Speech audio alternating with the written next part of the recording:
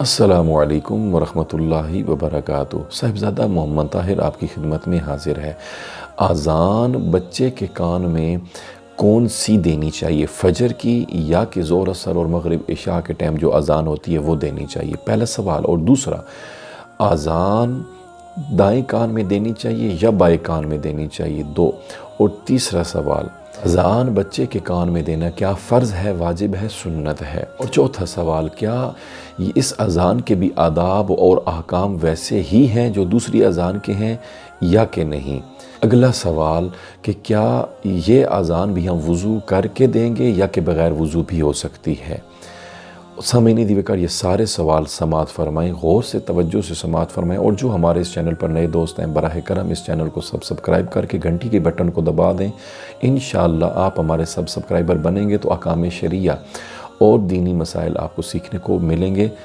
سامعین دیوکار، سب سے پہلے تو بات یہ ہے کہ فجر کی اذان نہیں دی جائے گی بچے کے کان میں جو ہی بچی یا بچہ پیدا ہو، صاف کر کے اس کو لپیٹ کر جب آپ کے ورثاء کے ماں باپ کے حوالے کیا جاتا ہے بچی یا بچے کو، تو فوراً آپ کو جو ظہر اثر اور مغرب اور عشاء کی نماز کی جو اذان دی جاتی ہے وہ اذان آپ کہیں گے، ایک۔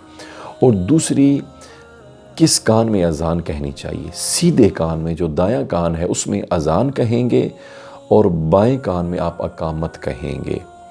تیسرا، کیا اس اذان کے بھی وہی آداب اور احکام ہیں جو دوسری اذان کے ہیں؟ جی ہاں، بالکل وہی احکام اور وہی آداب ہیں جو دوسری اذان کے ہیں۔ جو بندہ بچے کا منہ اور چہرہ جدھر بھی ہو، بس طریقہ یہ ہے کہ بچہ جب لپیٹ کر صاف کر کے آپ کے حوالے کیا جاتا ہے تو بچے کو لپیٹ کر آپ گود میں رکھ لیں، اذان دینے والے کا رخ قبلہ کی طرف ہو اور وہ وضو کر لے اور پھر بچے کے کان میں اذان کہے۔ وہ گتے کا یا کاغذ کا ایک نل بنا کر، اور اس کا آلہ بھی بازار سے بآسانی مل جاتا ہے، تاکہ آپ کان کے ساتھ رکھ کر دھیمی آواز میں بچے کے کان میں آپ اذان کہیں، دائیں کان میں، اور بائیں کان میں آپ اقامت کہیں۔ یہ کس لیے ہے؟ اس لیے ہے کہ سب سے پہلے جو بندے کی دماغ کی سم میں، دماغ کی کیپیسٹی میں، ہارڈ ڈسک میں سمجھانے کے لیے الفاظ ارج کر رہا ہوں، دماغ میں سب سے پہلے جو بچے کا دماغ جو آواز سنے وہ اللہ اور اس کے پیارے محبوب کے نام کی آواز سنے،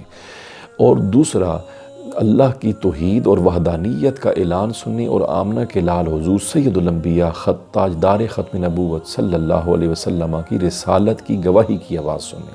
اس لیے اذان دی جاتی ہے۔ جو اذان دے رہا ہے وہ باوضو ہو اور قبلہ رخ ہو اور اذان دے تو سامعین دیوکار یہ افضل ہے، بہتر ہے۔ نیک آدمی، پرہیزگار آدمی، متقی آدمی، نمازی آدمی، چاہے اس کے والد ہو، ورثاء میں سے ہو، تو وہ اذان دے۔ لیکن اگر کوئی بندہ وہاں ایسا موجود نہیں ہے تو پھر کوئی بھی عاقل اور بالغ مسلمان مرد جو بھی اذان دینا چاہے وہ دے تو اذان ہو جائے گی۔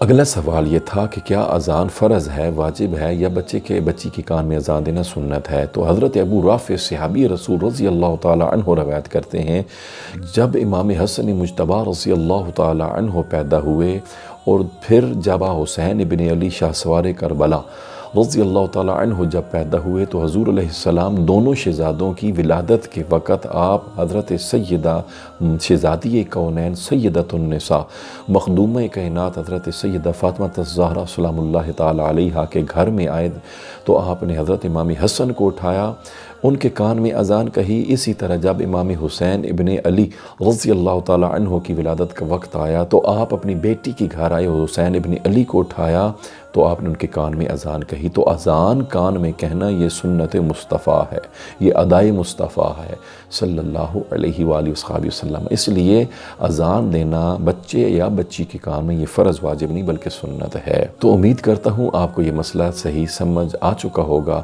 ہمارے اس چینل کے سبسکرائبر بنیں اور شرعی احکام سیکھیے۔ صاحبزادہ محمد طاہر کو دیجیے اجازت، اللہ نگہبان۔